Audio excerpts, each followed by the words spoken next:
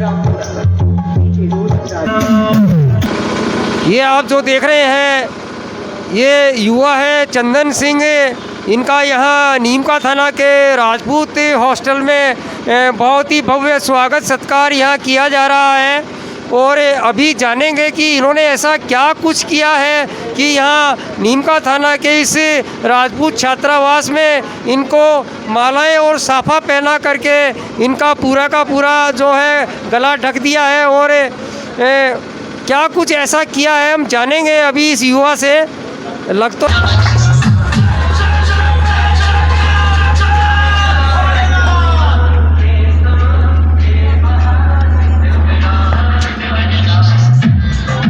हम खड़े हैं नीम का थाना ज़िले के नीम का थाना शहर में। और ये है राजपूत हॉस्टल। और यहाँ एक स्पोर्ट्समैन आप देख रहे हैं जयपुर से यहाँ नीम का थाना पहुँचे हैं। राजपूत हॉस्टल में मेरे साथी कैमरामैन दिखाएंगे छोटे लाल जी कि कितने लोगों का यहाँ और इनके जो फ़ैन हैं यहाँ जो राजपूत समाज के लोग हैं कितना जन सैलाब यहाँ उमड़ा हुआ है। और इनका स्वागत सत्कार करने के लिए मालाओं से इन्हें लाद दिया गया है। और जो मेडल है इनके गले में डला हुआ है उसके बारे में भी पूछेंगे कि इन्होंने ऐसा क्या किया है स्पोर्ट्स की दुनिया में और वहाँ श्रीनगर जाकर के कि इन्हें ये तमगा मिला है। जी चंदन जी, सर्वप्रथम ऐसी मीडिया की तरफ से आपको मेरा नमस्कार। चैंपियनशिप ट्रॉफी में मिला है, सेकंड अवार्ड मिला है इनको, ये रजत पदक जो कि चमचमा रहा है आप देख सकते हैं। जी रजत जी, बहुत बहुत बधाई, शुभकामनाएं आपको। बताइए। मेरा नाम चंदन सिंह तंवर है। मैं ग्राम माउंडा गोपालगढ़ का निवासी हूँ। अभी 2024 में राष्ट्रमंडल खेल जो श्रीनगर में शेर कश्मीरी स्टेडियम में आयोजित किए गए थे भारत सरकार द्वारा, उसमें आंध्र प्रदेश को हराकर मैंने सिल्वर मेडल प्राप्त किया। और मैं पेंचक सिलाट इंडोनेशियन गेम है, मिक्स मार्शल आर्ट, जिसमें बॉक्सिंग, रेसलिंग और थ्रो 3 चीज़ें चलती हैं। आपने किस में जीता है? मैंने pencak silat mix martial art. Mix martial art. हमारे दर्शकों को आप बताइए इसमें करना क्या होता है? कोई कुश्ती होती है या कबड्डी, किस टाइप का होता है ये? इसमें कुश्ती, बॉक्सिंग और थ्रो 3 चीज़ें चलते हैं एक साथ। एक साथ तीनों गेम चलते हैं? तीनों एक साथ। अच्छा, तो तीनों को मिला नहीं तो चंदन जी आप ये बताइए कि आपने स्कूल कहाँ से किया, कॉलेज कहाँ से किया, और या आपने इसके लिए कोई स्पेशलाइजेशन कहीं कोचिंग से, इंस्टीट्यूशन से कहाँ से लिया आपने, बताइए हमारे दर्शकों को। मैंने स्कूल फर्स्ट क्लास से 12वीं तक आकाशदीप स्कूल नीम का थाना से किया है। सर मेरे प्रिंसिपल रहे हैं 12 साल, इनका पूरा सपोर्ट रहा था मेरे से। और पढ़ाई में भी, खेल के प्रति भी इन्होंने हमेशा मेरे को मोटिवेट किया।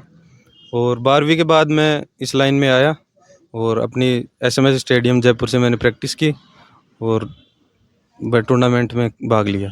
नहीं तो स्कूलिंग करने के जस्ट बाद में ये आपने फील्ड ज्वाइन किया? हाँ, मैं कर तो रहा था 10वीं से, पर 12वीं के बाद मैंने पर्सनली इसी चीज़ को चुना। और आपकी कामयाबी है वो सिल्वर मेडल के बतौर दिखाई दे रही है। बस जिस भी फील्ड में जा रहे हो उसमें खुद का 100% देना है।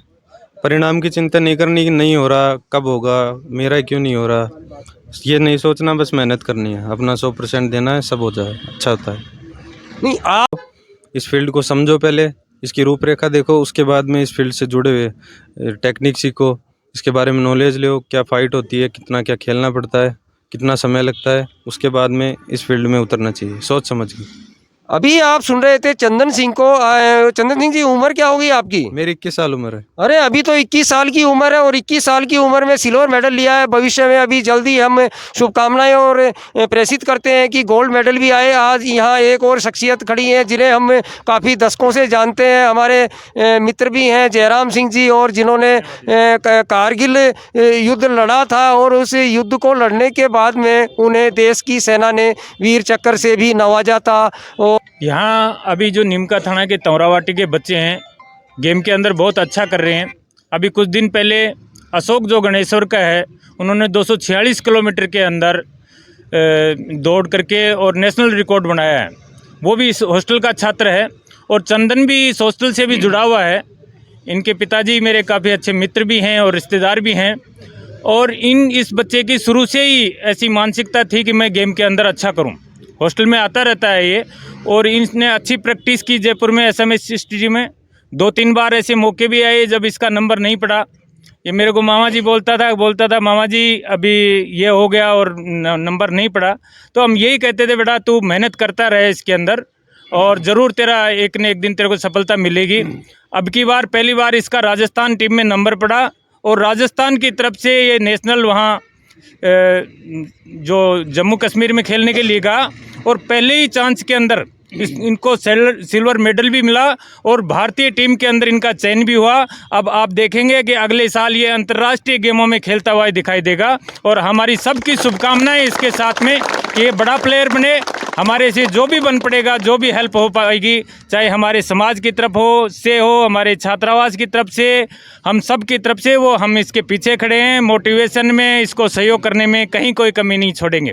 धन्यवाद। बिल्कुल ईश्वर जी, आपको पता है कि हम भी 25 साल से डाबला के अंदर एथलेटिक्स और गेम करवाते हैं, तो गेमों से जुड़े हुए हैं। और ये हमारे राजस्थान का दुर्भाग्य है कि हमारा जो पड़ोसी हरियाणा है वहाँ एथलेटिक्स को जितनी सुविधाएं थी, हम कोशिश करेंगे सरकार तक ये बात पहुंचाने की भी कि हमारे जो इस प्रकार के एथलेटिक्स हैं उनको भी मदद दी जाए और उनको जो सिल्वर मेडल नेशनल के अंदर लेके आ रहे हैं, गोल्ड मेडल लेके आ रहे हैं, रजत पदक जीत रहे हैं, कोई कांस्य पदक जीत रहा है, तो उनको जो राज्य सरकार जो खेल मंत्री हैं हमारे, उनसे भी मिलके, हमारे सैनिक कल्याण मंत्री हैं राज्यवर्धन सिंह जी, उनसे मिलकर हम ज़रूर कोशिश करेंगे कि इनको आगे जो सुविधाएं इनको मिलनी चाहिए वो मिले। जयराम जी, अभी आप हमें इस वक्त सीकर संभाग के जिला मुख्यालय नीमका थाना में खड़े हैं, तो यहाँ बताइए कि क्या कुछ फैसिलिटीज़ हैं स्पोर्ट्स और एथलीट्स जो तैयार करने हैं इंटरनेशनल लेवल के या नेशनल लेवल के, उनको लेकर के प्रशासन कहाँ तक सजग है और उनके लिए क्या सुविधाएं यहाँ जिला मुख्यालय पर हैं? देखिए ईश्वर जी, नीमका थाना के अंदर इंटरनेशनल लेवल की कोई सुविधा अभी उपलब्ध नहीं है।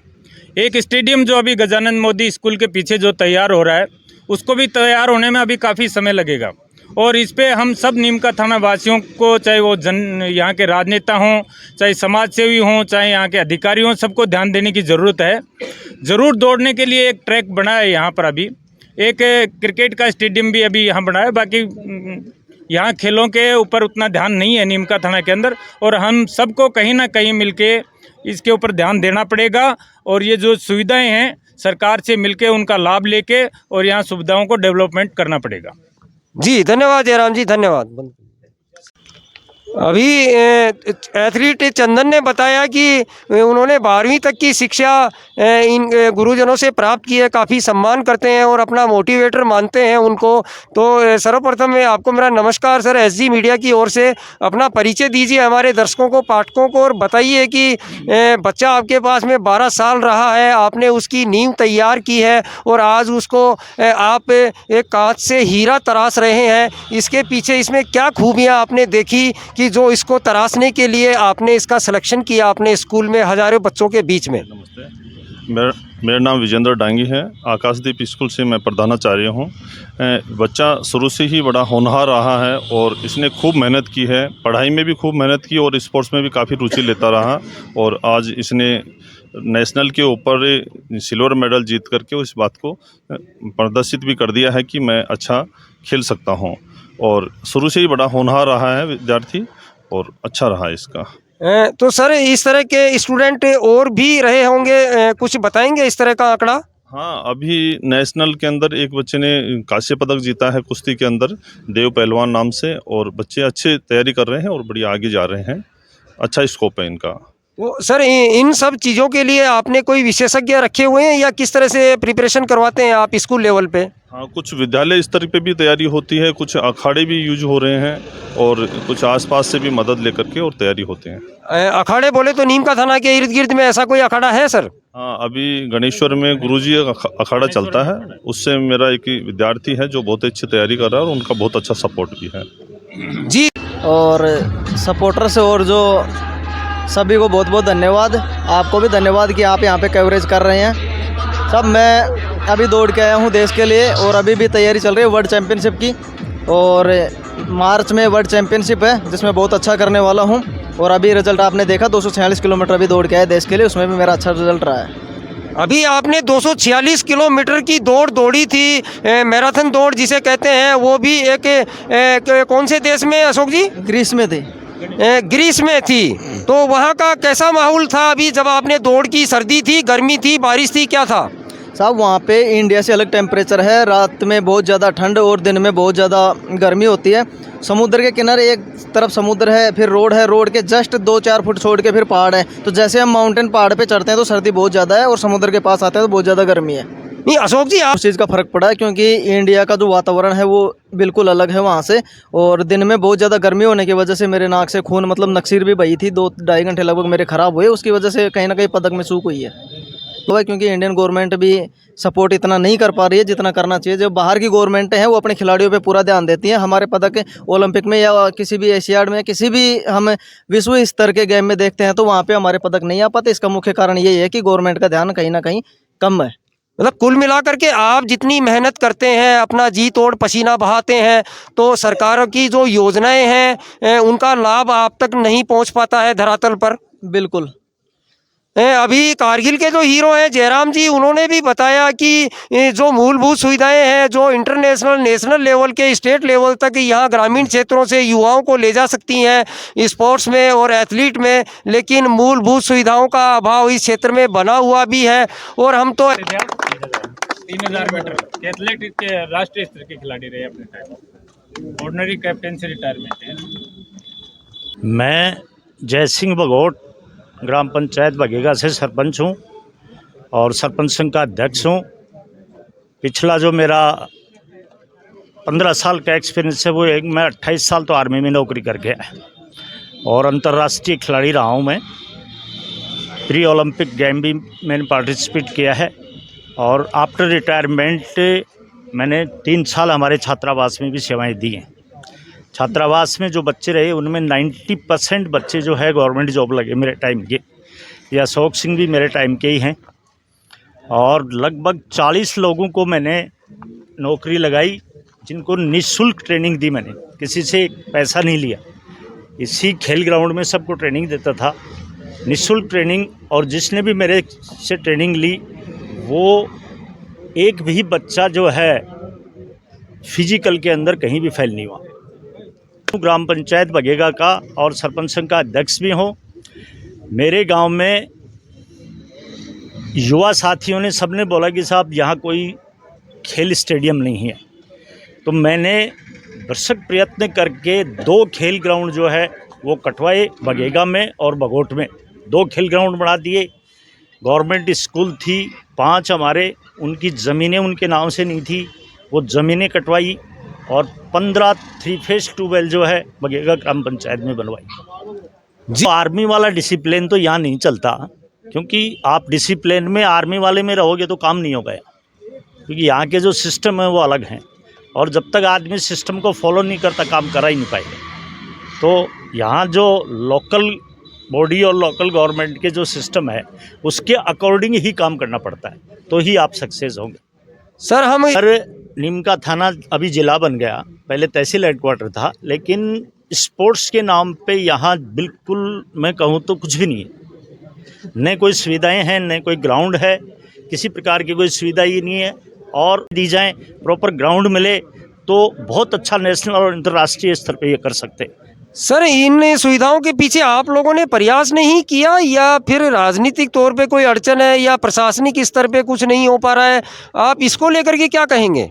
प्रयास हमने किया, तो अभी स्टेडियम जो है वो प्रोग्रेस पे है, काफ़ी काम चल रहा है। काफ़ी हमने एमएलए साहब को भी बताया तो उन्होंने प्रयत्न करके अभी स्टेडियम के लिए काफ़ी पैसा पास हुआ है। नया सरपंच जी की एथलीट तो बहुत हैं जो इंटरनेशनल नेशनल लेवल तक जा सकते हैं, लेकिन मूलभूत सुविधाओं की कुछ कमियां हैं। लेकिन साथ ही वो कह रहे हैं कि यहाँ स्थानीय विधायक हैं जो नीमका थाना के सुरेश मोदी, उनका एक प्रयास रहा है और एक छोटा सा जो स्टेडियम है यहाँ नीमका थाना नगर परिषद क्षेत्र में बन रहा है, लेकिन जैसा भाई जयराम जी ने बताया कि उसे बनने में भी अभी थोड़ा समय लगेगा। तो कब से वो बन रहा है? संभवतः वो जब गहलोत साहब की सरकार थी उस वक्त से यहाँ उसका निर्माणाधीन का कार्य चल रहा है, और अभी भजनलाल की सरकार है यहाँ, लेकिन नीमका थाना में एक स्टेडियम बन करके इन साथियों के लिए या इस सेना में जाने वाले युवाओं के लिए अभी तक भी इस सरकार ने तैयार नहीं किया है। ये